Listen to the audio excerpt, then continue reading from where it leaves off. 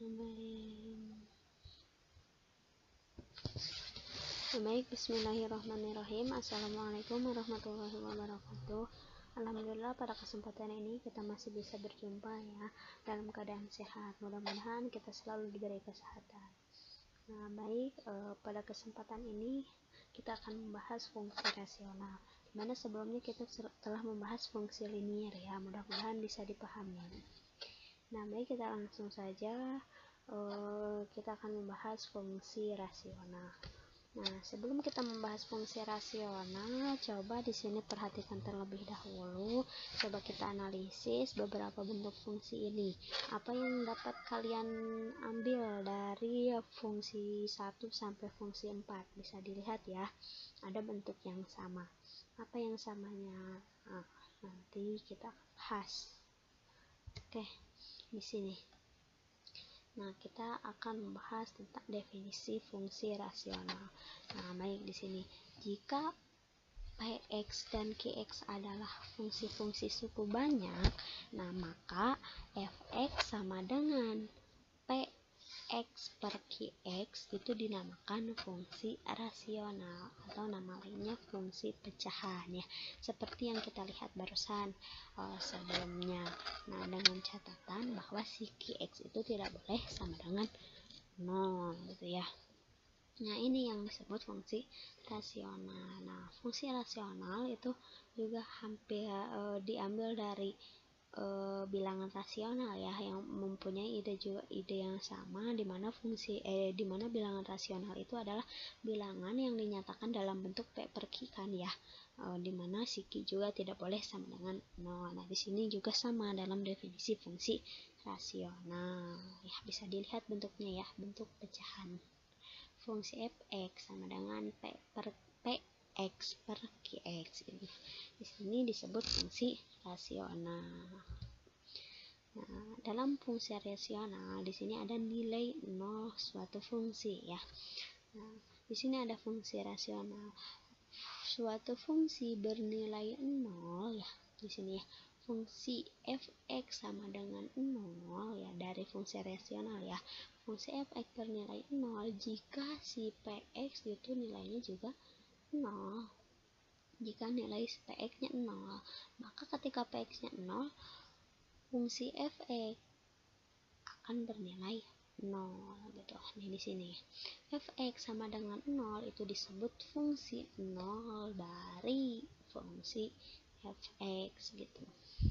Nah, jadi untuk mencari nilai 0 fungsi Fx sama dengan Px per Qx itu kita cukup mencari nilai-nilai yang menyebabkan Px itu sama dengan 0, sehingga nanti fungsi Fx-nya akan bernilai 0.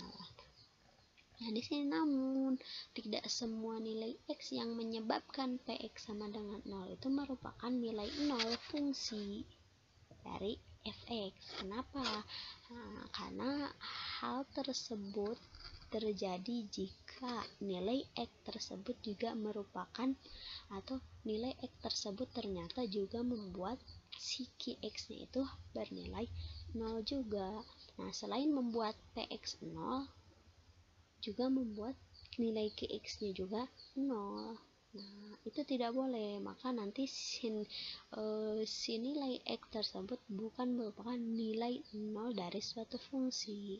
Karena untuk X yang sama-sama membuat Px dan Qx itu bernilai 0, yang menyebabkan Fx itu mempunyai nilai tak hingga, bukan bernilai 0 lagi gitu ya.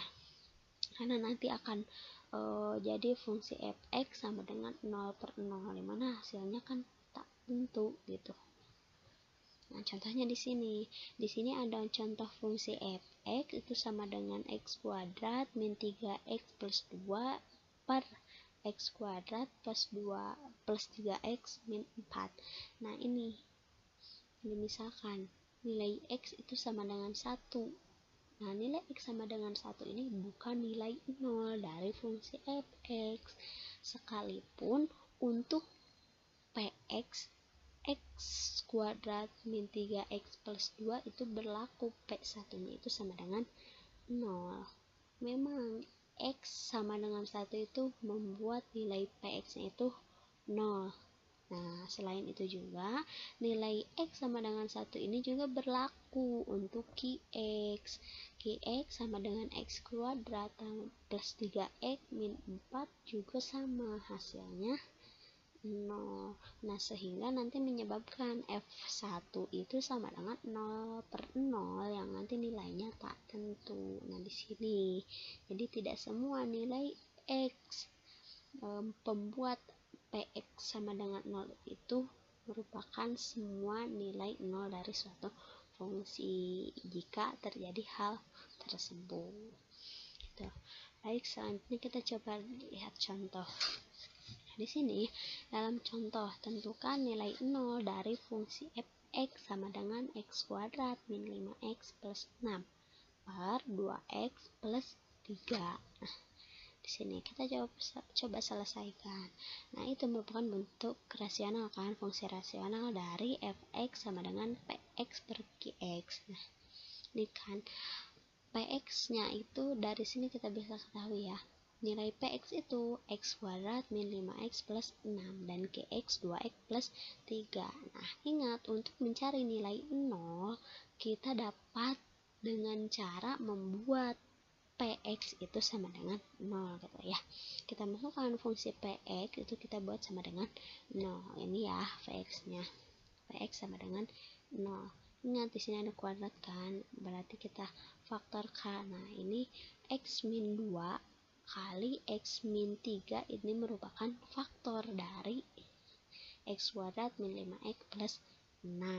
Nah, sama dengan 0. Kita buat sama dengan 0 sehingga hasilnya x sama dengan 2 atau x sama dengan 3. Bisa dipahami ya di sini. Nah, untuk x sama dengan 2 dan x sama dengan 3, nilai qx tidak 0. Boleh kita coba hitung ya. Ketika x-nya bernilai 2, qx-nya itu tidak akan bernilai 0. Coba kita hitung. 2 kali 2, 4 ya. Ditambah 3 jadi 7. Ketika nilainya x-nya 3, maka tidak akan membuat 0 juga. Jadi nilainya 6 tambah 3, 9 ya. Nah, berarti nilai x sama dengan 2 dan x sama dengan 3 ini merupakan nilai 0 dari fungsi fx sama dengan x kuadrat min 5x plus 6 per 2x plus 3 ya. Nilai 0-nya x sama dengan 2 dan x sama dengan 3. Dan nanti grafik fungsi fx memotong sumbu f di titik 2,0 dan 3,0 ya. Ini contohnya. Nah, di sini ada jika fungsi fx sama dengan px per qx dan px dalam bentuk ax kuadrat plus bx plus c sama dengan 0, ini berarti ada tidaknya nilai 0 fungsi tergantung pada diskriminan persamaan kuadrat. Apa maksudnya ini? Nah, coba kita perhatikan di sini. Di sini ada contoh juga. Tentukan nilai 0 dari fungsi fx sama dengan x kuadrat min x plus 3 per 4x min 3. Nah, coba kita selesaikan di sini. Nah, di sini nilai diskriminan dari x kuadrat min x plus 3 sama dengan 0 adalah d sama dengan, ini rumusnya ya. Rumus diskriminan, ingat ya, masih ingat ya, pernah di SMP juga pernah dibahas bahwa rumusnya di diskriminan itu b kuadrat min 4ac gitu ya. Kita substitusikan masuk b kuadrat, b nya di sini ini kan min 1 dikuadratkan dikurangi 4 kali a kali c, a nya 1, c nya 3, sehingga hasilnya 1 dikurangi 12 dan hasilnya negatif 11. Artinya negatif 11 itu kurang dari atau lebih kecil dari 0. Nah, karena nilai diskriminannya lebih kecil dari 0, nah maka fungsi fx sama dengan x kuadrat min x plus 3 per x per 4x dikurangi 3 ini tidak mempunyai nilai 0 gitu, karena lebih kecil dari 0, tidak sama dengan 0 gitu. Nah, ini berarti grafik fungsinya pun nanti tidak memotong sumbu